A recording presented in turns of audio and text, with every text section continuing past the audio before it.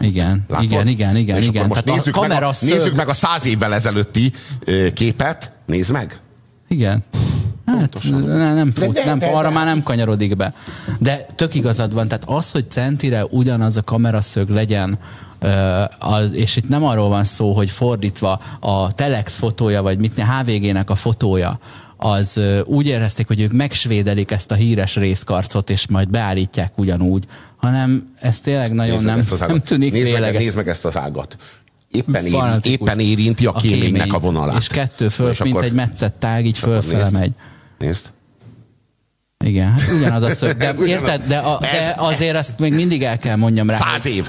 De hogy ez ugyanaz a fa. Igen. Érted? Igen, ezek a fák ilyen 100 meg 400 évig élnek. De nem húzd, hogy ugyanaz a fa legyen, ha ugyanabból a képből készült. Igen, akkor azért összejön. Jó, nem tudom eldönteni.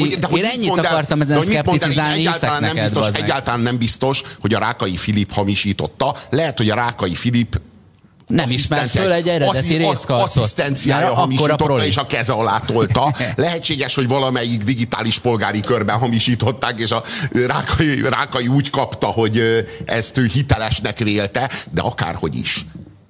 Ez a